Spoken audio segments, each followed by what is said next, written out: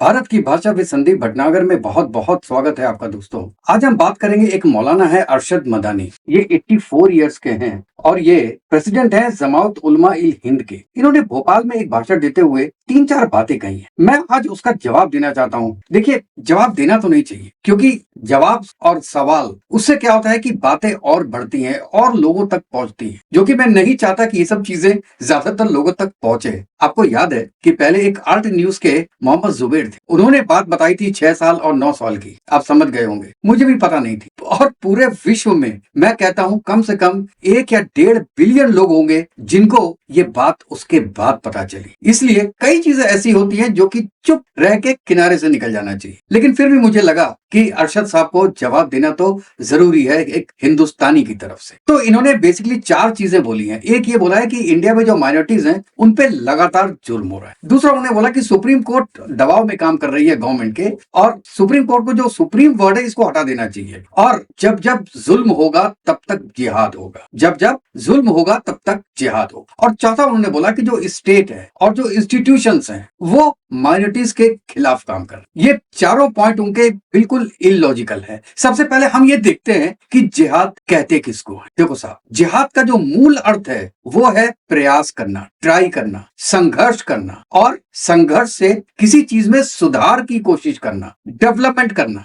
और देखिए, जिहाद का मतलब कोई युद्ध नहीं है, लेकिन ये एक इंटरनल, जो आपके इंटरनल सुधार होता है, ये उसका प्रतीक है। उसमें जो आप संघर्ष करते हैं उसका नाम जिहाद है। अब देखिए, जिहाद का असली मतलब तो ये है, लेकिन उसको खराब किसने किया? ओसामा बिन लादेन ने 90 में। उसके बाद से जिहाद का परिभाषा ही चेंज हो गई है, और अब जिहाद का मतलब सोचते हैं कि एक तरीके का आतंकवाद, जो कि बेसिकली कुरान में नहीं है। मैंने ये वर्ड निकाला है पूरा डिक्शनरी में देख के कि जिहाद का असली मतलब क्या है। ये प्रयास है, संघर्ष है और सुधार की कोशिश है। अब एक एक करके जवाब देते हैं मदानी साहब कि वो क्या कहते हैं। अब देखिए, सबसे पहले मैं कंपैरिजन करूंगा पॉपुलेशन का। ये 1947 से 2025 तक मुस्लिम्स 3.5 करोड़ थे जिस समय 1947 में, 22 करोड़ आज के दिन में है। तो पूरा ग्रोथ कितना हुई? 6 टाइम्स ग्रोथ। और हिंदूस 30 करोड़ थे 1947 में, 110 करोड़ हुए आज। इसका मतलब है कि इंडिया में हिंदुओं की जो ग्रोथ है वो 3.6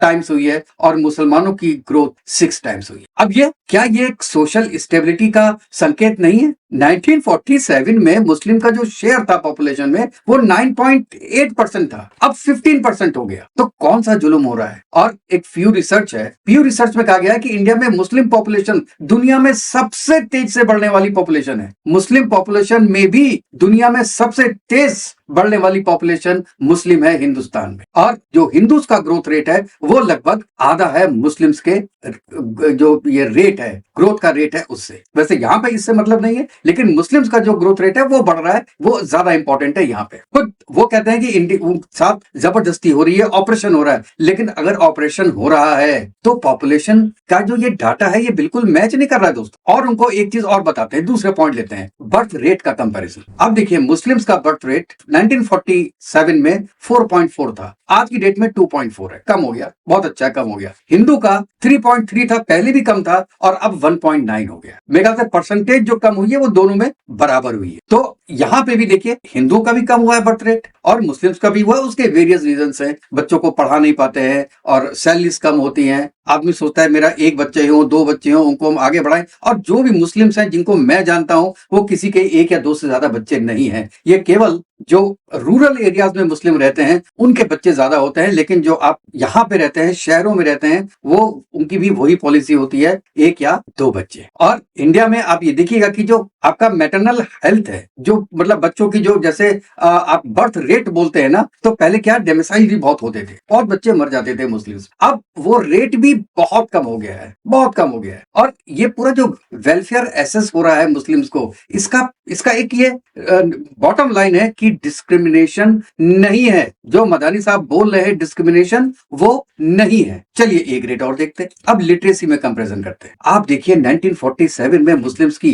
जो लिटरेसी है वो 9% थी और आज 70% है। 9 से 70। हिंदूज की पहले 12% थी, वो 78%। हाँ, परसेंटेज के हिसाब से हिंदू की थोड़ी ज्यादा बड़ी है, लेकिन उसका रीजन ये नहीं है कि कोई डिस्क्रिमिनेशन किया जाता है। स्कूलों में, कॉलेजेस में कहीं पर भी ऐसी पाबंदी नहीं है कि मुस्लिम बच्चों को कम प्रायोरिटी दी जाएगी और हिंदू बच्चों को ज्यादा प्रायोरिटी दी जाएगी। और एक बात बता दूं, जो स्कॉलरशिप्स मिलती हैं, स्कॉलरशिप्स में जो मुस्लिम शेयर है वो हिंदुओं के शेयर से बहुत ज्यादा है। और आप ये देखिए, एक रिपोर्ट है कि मुस्लिम गर्ल्स की जो लिटरेसी है वो नेशनल एवरेज से भी तेज आ रही है, and this is very good. और ये एक सबूत है कि जो फीमेल एजुकेशन जो अपलिफ्ट हो रही है उसका एक बहुत बड़ा सबूत है। तो ये भी एक सपोर्ट करता है मेरी बात को कि कोई ऑपरेशन नहीं हो रहा है मुस्लिम्स के साथ हिंदुस्तान में। आप बताइए ना, कहां हो रहा है, किस जगह हो रहा है। और देखिए, ये हायर एजुकेशन की बात करते हैं। 15 साल में मुस्लिम एनरोलमेंट डबल हो गया है और मुस्लिम गर्ल्स का भी एनरोलमेंट बहुत तेजी से बढ़ रहा है। हाँ, ये मैं पढ़ के सुनाता हूँ आपको, पढ़िए। जामिया और एएमयू में, जामिया मिलिया उस्मानिया और एएमयू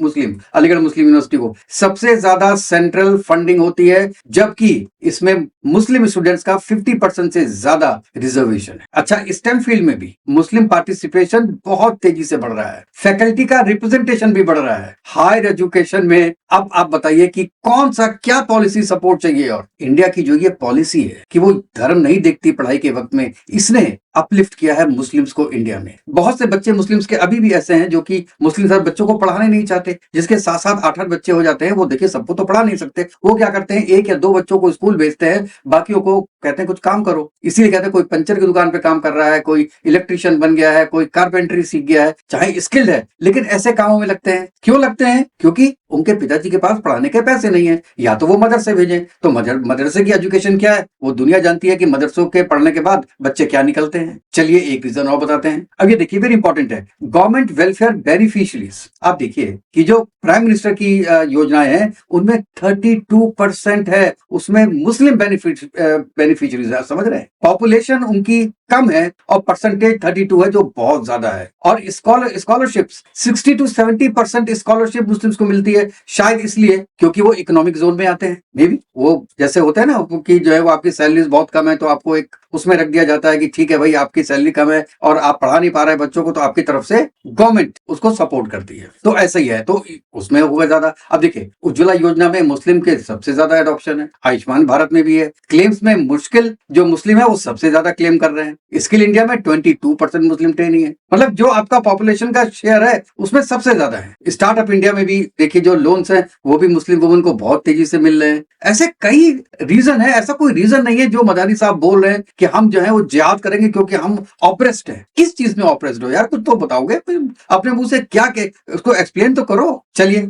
एक और बताते हैं। अच्छा, employment and workforce strength. Government job में जहां वो 2% थे पहले, नाउ इट इज 5.5%। और वो इसलिए है क्योंकि एजुकेशन बहुत ज्यादा प्रिवेलिंग नहीं है मुस्लिम्स। लेकिन प्राइवेट वर्कफोर्स में 20 to 35% मुस्लिम्स हैं इस सेक्टर में, स्पेशली लेदर में, टेक्सटाइल्स में, ट्रांसपोर्ट में आपको बहुत ज्यादा मुस्लिम जो वर्कफोर्स है वो मिलेगी। सेल्फ एम्प्लॉयमेंट में है, फाइनेंशियल इंडिपेंडेंस में, मतलब कई चीजें हैं जिसमें आपको ज्यादा मुस्लिम मिलेंगे क्योंकि वो जॉब में नहीं है, खुद की जॉब कर रहे हैं, वो खुद कर रहे हैं, सेल्फ रिलायंस में रहते हैं वो। ठीक है ना? अच्छा, और सुनिए, अब देखिए, एक वो कहते हैं कि पॉलिटिकल रिप्रेजेंटेशन नहीं है, तो मैंने ये स्लाइड स्पेशली डाली है। पहले 2 या 3 एमपी हुआ करते थे 1947 में, आज 27 से 30 एमपी है। और यूपी में, बिहार में, बंगाल में तो एमएलए का शेयर बहुत ज्यादा है मुस्लिम। तो पार्टिसिपेशन हो रहा है, हल्के हल्के बढ़ेगा। और जैसा कि मदारी जी ने पहले बोला था कि एक यूनिवर्सिटी का वाइस चांसलर नहीं बन सकता मुसलमान, तो मैंने उनको बताया था कि 5 यूनिवर्सिटी ऐसी हैं जिसमें मुसलमान वाइस चांसलर हैं और ये कोई क्वालिफिकेशन नहीं होती। लेकिन लोग थोड़ा डरते हैं अल फलाह यूनिवर्सिटी के बाद कि उसका भी वाइस चांसलर मुस्लिम हो गया तो ऐसा ना हो यार कि कुछ गड़बड़ी हो जाए। जब डॉक्टर्स ऐसा काम कर सकते हैं तो इंजीनियर्स क्यों नहीं कर सकते, चार्टेड अकाउंटेंट्स क्यों नहीं कर सकते, और बिजनेसेस वाले क्यों नहीं कर सकते हैं? तो थोड़ा डर तो बैठता है देखिए। और चाहे वो जब भी जॉब में जाते हैं तो जॉब में थोड़ा बहुत तो देखिए, ये एक प्रेसिडेंट चला आ रहा है ना कि यार एक कुछ हो गया, एक बंदा पकड़ा गया तो क्या होगा, हमारी कंपनी बंद हो जाएगी, इसके जो दोस्त हैं वो पकड़े जाएंगे। तो ऐसी भावनाएं लोगों के दिमाग में आती हैं, इसलिए प्राइवेट जॉब्स में ज्यादा होते हैं वो गवर्नमेंट जॉब्स में या मैं कहता हूँ जॉब्स में थोड़ा कम होते हैं जिनके प्रोप्राइटर मुस्लिम नहीं है। और एक बात सुन लो, जिन कंपनियों के प्रोप्राइटर मुस्लिम है, आप उसमें 1% भी हिंदुओं को देख लीजिए, नहीं मिलेंगे। आई कैन चैलेंज यू, जहां पर भी मुस्लिम प्रोप्राइटर हुआ किसी कंपनी का, वहां पे आपको सब मुस्लिम दिखते हैं, क्योंकि सब उनका आपस में कॉन्फिडेंस है, कॉन्फिडेंस लेवल बढ़ जाता है उनका, इसलिए रहते हैं। और तो बॉटम लाइन ये है कि जो मदानी साहब ने बोला है सोच समझ के बोलना चाहिए। सुप्रीम कोर्ट कैसे काम कर रही है, आप गवर्नमेंट के अंडर में आप कोई तो सॉल्यूशन देंगे, कोई तो उसके रीजंस देंगे। भाई रीजनिंग तो आप दीजिए कि आपको ऐसे ऐसे ऐसे कितनी कितनी चीजें लगी, राम मंदिर बन गया इसलिए, और 3-4 कश्मीरी के जो आतंकवादी हैं वो जेल में है इसलिए। और रीजन बताइए, जो आतंकवादी होंगे, जो देश को काटने का काम करेंगे, जो असम को हिंदुस्तान से काटने की बात करेंगे, वो जेल में तो जाएंगे। वो चाहे हिंदू हो, चाहे मुस्लिम हो, चाहे सिख हो, चाहे ईसाई हो, वो जेल में जाएंगे। और इसलिए सुप्रीम कोर्ट के जो भी निर्णय होते हैं वो सुप्रीम होते हैं, वो पूरी दुनिया में आज के दिन में उनको कोट किया जाता है। अगर धर्म के आधार पे वो सॉल्यूशंस देने लगे, अपने निर्णय देने लगे, तो जो वैल्यू आज सुप्रीम कोर्ट ऑफ इंडिया की है वो नहीं रहेगी। तो साहब, सुप्रीम कोर्ट पे उंगली उठाने के पहले अपनी कौम की तरफ भी एक बार देख लीजिएगा। और जो आप जिहाद की ट्रेनिंग दे रहे हैं लोगों, उससे क्या सोचते हैं कि उनका भला होगा? क्या वो गवर्नमेंट से लड़ सकते हैं? गवर्नमेंट के पास पूरी आर्मी है, आप उनसे लड़ लेंगे क्या? जिहाद का मतलब मैंने पहली स्लाइड में समझाया था, आप वो समझिए कि उसका मतलब क्या है। जिहाद का मतलब क्या है? प्रयास करना, ट्राई करो, संघर्ष करो, किसी काम में लग जाओ, कोशिश करो और सुधार की कोशिश करो। अपना जो भी आप ट्राई कर रहे हैं कोई चीज अचीव करने के लिए, उसमें सुधार लाइए। ये जिहाद का मतलब होता है। जिहाद का मतलब ये नहीं है कि आपने सोचा कि आपके साथ गलत हो रहा है और आप मारने निकल गए, या किसी के बारे में किसी ने कुछ बोल दिया तो आपने सर्तन से जुदा कर दिया। आपका जब बच्चा, किसी को भी पैदा करने में कोई हाथ नहीं है तो उसको मारने में भी आपका हाथ नहीं होना चाहिए। आप एक आदमी को नहीं मारते हैं, आप उसकी पूरी फैमिली को खत्म करते हैं, पूरे इलाके को खत्म करते हैं। एक चीज सोचिएगा जरूर, जो आप 84 ईयर्स की एज में छोटे छोटे बच्चों को और वहां पे जितने लोग हैं उनको समझा रहे हो, वो कहां तक न्याय संगत? दोस्तों आप बताइएगा कि जो ये ट्रेनिंग दे रहे हैं अरशद साहब, ये किस हद तक सही है? मैं उनका वीडियो लास्ट में लगा रहा हूं, वो वीडियो भी ऐड हो जाएगा इसमें, आप वो देखिएगा और फिर बताइएगा कि आपकी इसमें क्या राय है, आप क्या सोचते हैं उनके बारे में। तो दोस्तों फिर नेक्स्ट वीडियो में मिलते हैं, तब तक के लिए जय हिंद, जय भारत, वंदे मातरम। खुश रहिएगा, स्वस्थ रहिएगा। जिहाद, इस्लाम और मुसलमानों के दुश्मनों ने इस्लाम की मुकद्दस इस्तिलाहात मसलन जिहाद के लफ्ज को एक गाली, फसाद और वायलेंस का हमनाम बना दिया है। लव जिहाद, लैंड जिहाद, तालीम जिहाद, थूक जिहाद वगैरह जैसे जुमले इस्तेमाल करके मुसलमानों की सख्त दिल आजारी और उनके मजहब की तौहीन की जा रही है। अफसोस का मकाम है कि हुकूमत और मीडिया में बैठे जिम्मेदार अफराद भी इस तरह के अल्फाज इस्तेमाल करने में कोई शर्म महसूस नहीं करते और न एक कम्युनिटी की दिल आजारी की परवाह करते हैं। परवाह क्या करेंगे? ये तो उस कम्युनिटी की दुश्मनी में करते। ये तो पुराने दौर से चला आ रहा है कि कहीं भी दहशतगर्दाना अमल पेश आ जाए तो उसको जिहाद का नाम देकर इस्लाम और मुसलमानों पे ताने, तोहमतें और नाहक इल्जाम आयद किए जाते हैं। ये वाज़ेह होना चाहिए कि इस्लाम में जिहाद एक मुकद्दस दीनी फरीजा है। जिहाद कुरान में कई मानों के लिए इस्तेमाल हुआ है, लेकिन जिस माने के लिए भी इस्तेमाल हुआ है, फर्द से लेकर समाज और इंसानियत की भलाई, उनकी सरबुलंदी और उनकी इज्जत व वक़ार के क़याम के लिए हुआ है। जहाँ जंग व क़िताल के माने में इस्तेमाल हुआ है, वो भी जुल्म फसाद के खात्मे और इंसानियत की बका के लिए है। इसलिए जब जब जुल्म होगा तब तब जिहाद होगा। मैं इसको दोबारा कहता हूं, जब जब जुल्म होगा तब तब जिहाद होगा।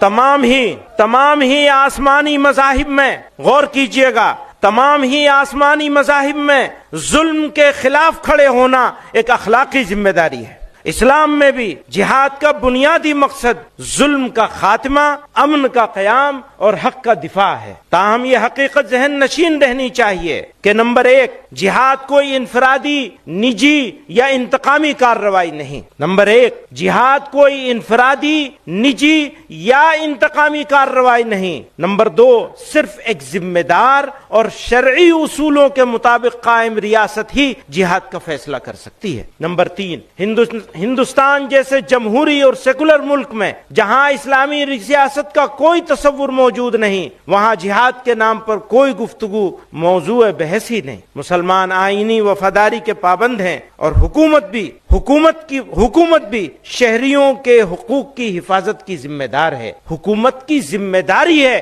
कि वो शहरियों के हुकूक की हिफाजत करे, और अगर वो नाकाम होती है तो वो उसकी जिम्मेदारी हो, हमारी जिम्मेदारी नहीं होगी। फिर हम अगरचे बज़्म से दूर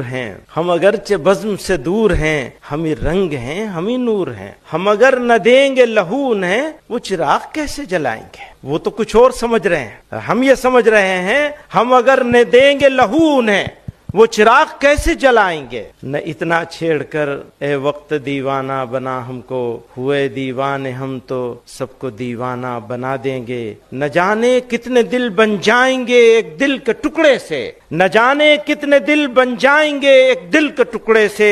वो तोड़े आईना, हम आईना खाना बना दें।